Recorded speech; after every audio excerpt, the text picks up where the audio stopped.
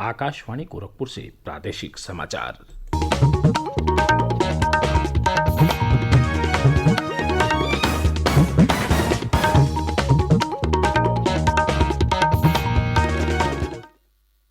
नमस्कार। समाचार बुलेटिन के साथ मैं वेद प्रकाश पाठक। पहले मुख्य समाचार। प्रधानमंत्री नरेंद्र मोदी आज अलीगढ़ में राजा महेंद्र प्रताप सिंह राज्य विश्वविद्यालय की आधारशिला रखेंगे। देश ने कोविड रोधी टीकाकरण अभियान के अंतर्गत 75 करोड़ से अधिक टीके लगाकर नई उपलब्धि हासिल की। प्रदेश में भी 9 करोड़ से अधिक टीके लगाए गए। राज्य में कोरोना संक्रमण के मात्र 14 नए मामले सामने आए। सक्रिय मामलों की संख्या घटकर 175 रह गई। देश भर में आज हिंदी दिवस मनाया जा रहा है और मौसम विभाग ने प्रदेश के कुछ स्थानों पर आज वर्षा होने का अनुमान जताया। देश भर में 18 वर्ष से अधिक आयु वर्ग के लिए सरकारी केंद्रों पर निःशुल्क राष्ट्रव्यापी कोविड टीकाकरण अभियान जारी है। युवाओं से आग्रह है कि कोविड से बचाव का टीका लगवाएं और अन्य लोगों को भी इसके लिए प्रोत्साहित करें। जब तक जरूरी न हो घर से बाहर न निकलें और सुरक्षा के 3 सरल उपायों का पालन करें। मास्क लगाएं, 2 गज की सुरक्षित दूरी बनाए रखें, हाथ और चेहरा साफ रखें। कोविड संबंधी जानकारी और मार्गदर्शन के लिए राष्ट्रीय हेल्पलाइन नंबर 011-2397-8046 और 1075 पर संपर्क करें।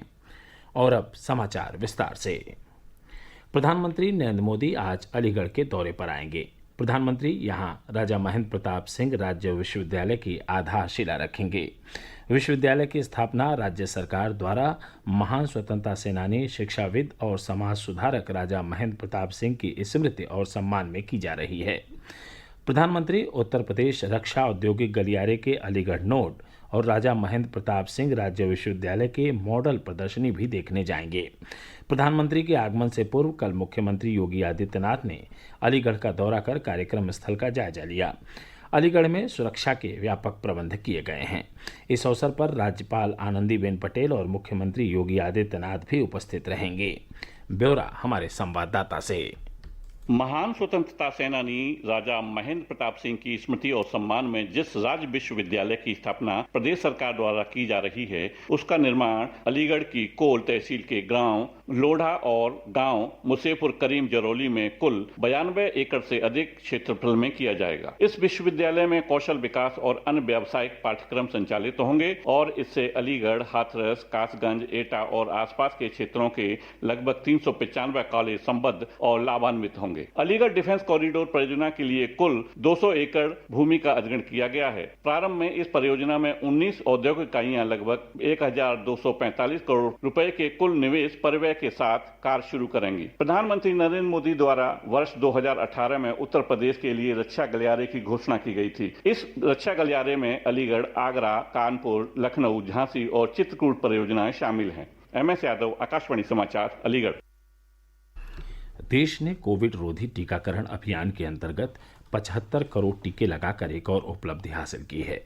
केंद्रीय स्वास्थ्य मंत्री मनसुख मांडविया ने कहा कि सबका साथ सबका प्रयास के मंत्र के साथ दुनिया का सबसे बड़ा टीकाकरण अभियान लगातार नए कीर्तिमान बना रहा है। सूचना और प्रसारण मंत्री अनुराग ठाकुर ने देश के लोगों को बधाई दी है। उन्होंने कहा है कि देश की स्वतंत्रता के 75वें वर्ष में 75 करोड़ कोविड रोधी टीके लगाना असाधारण उपलब्धि है। प्रधानमंत्री मोदी जी के नेतृत्व में जहां भारत के वैज्ञानिकों ने भारत में ही टीका निर्माण करने का काम शुरू किया, वहीं पर जन जन को मुफ्त में टीका मिले, इसके लिए भारत सरकार ने पैसों का प्रावधान भी किया। मैं बधाई देता हूं टीका लगाने वालों को भी और लगवाने वालों को भी। 75 करोड़ टीकाकरण होना अपने आप में एक बड़ी उपलब्धि है। लोगों में एक दुष्प्रचार भी किया गया, लेकिन जनता जागरूक होकर आगे बढ़कर आई। मैं जनता से अभी भी आग्रह करता हूं कि ज्यादा बढ़ चढ़कर आगे आए, टीकाकरण करवाएं। मुख्यमंत्री योगी आदित्यनाथ ने देश में 75 करोड़ कोविड रोधी टीके लगाने को बड़ी उपलब्धि बताते हुए कहा कि कोरोना महामारी के खिलाफ देश की लड़ाई को आगे ले जाने में यह महत्वपूर्ण कदम है। उन्होंने कहा कि देश में प्रतिदिन विश्व के कई देशों की जनसंख्या से अधिक टीके लगाए जा रहे हैं। श्री योगी ने कहा कि प्रदेश में भी 9 करोड़ से अधिक टीके लगाए जा चुके हैं।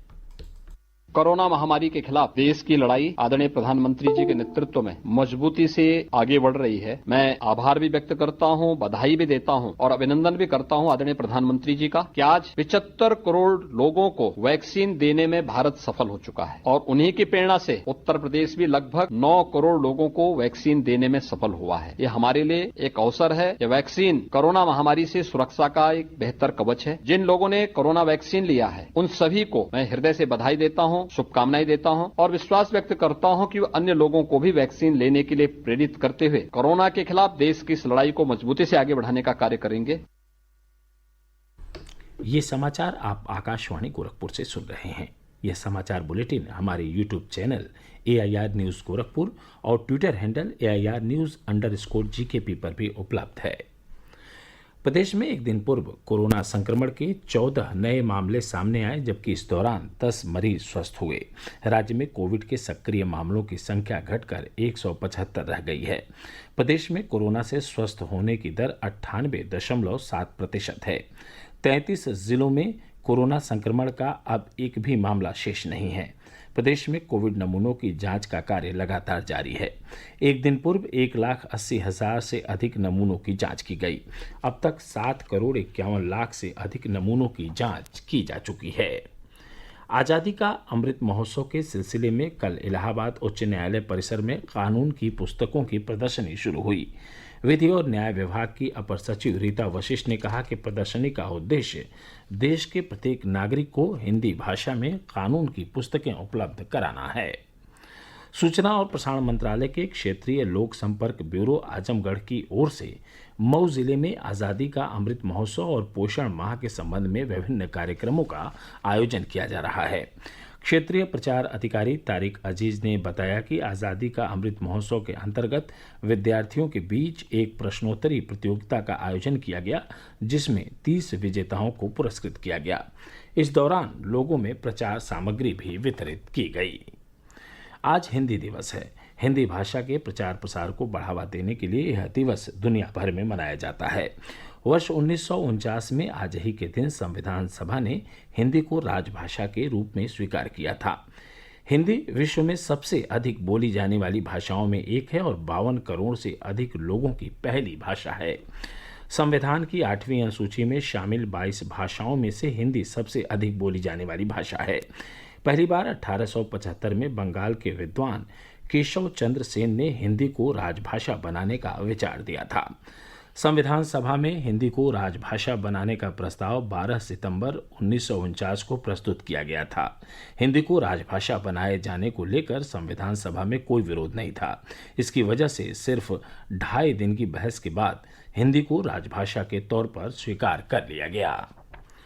मौसम विभाग ने प्रदेश के पूर्वी और पश्चिमी अंचलों के कई जिलों में आज गरज चमक के साथ हल्की से औसत बारिश का अनुमान व्यक्त किया है।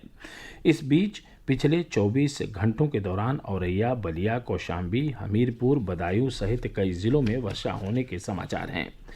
जौनपुर में कल आकाशीय बिजली गिरने से एक महिला की मृत्यु हो गई और 5 अन्य झुलस गए। प्राकृतिक आपदा की यह घटना जनपद के नेवढ़िया थाना क्षेत्र के हरसिंहपुर कोलापुर गांव में हुई। अल्पसंख्यक समुदाय के छात्रों की छात्रवृत्ति के लिए ऑनलाइन आवेदन जमा करने की आखिरी तारीख 15 और 30 नवंबर तय की गई है। अल्पसंख्यक कल्याण निदेशक C इंदुमती ने आवेदकों को सलाह दी है कि वे राष्ट्रीय छात्र पोर्टल www.scholarship.gov.in और मोबाइल ऐप नेशनल स्कॉलरशिप पर ऑनलाइन आवेदन कर सकते हैं। और अंत में इस बुलेटिन के मुख्य समाचार एक बार फिर। प्रधानमंत्री नरेंद्र मोदी आज अलीगढ़ में राजा महेंद्र प्रताप सिंह राज्य विश्वविद्यालय की आधारशिला रखेंगे। देश ने कोविड रोधी टीकाकरण अभियान के अंतर्गत 75 करोड़ से अधिक टीके लगाकर नई उपलब्धि हासिल की। प्रदेश में भी 9 करोड़ से अधिक टीके लगाए गए। राज्य में कोरोना संक्रमण के मात्र 14 नए मामले सामने आए। सक्रिय मामलों की संख्या घटकर 175 रह गई। देश भर में आज हिंदी दिवस मनाया जा रहा है और मौसम विभाग ने प्रदेश के कुछ स्थानों पर आज वर्षा होने का अनुमान जताया। इसके साथ ही प्रादेशिक समाचारों का यह बुलेटिन यहीं समाप्त हुआ। नमस्कार।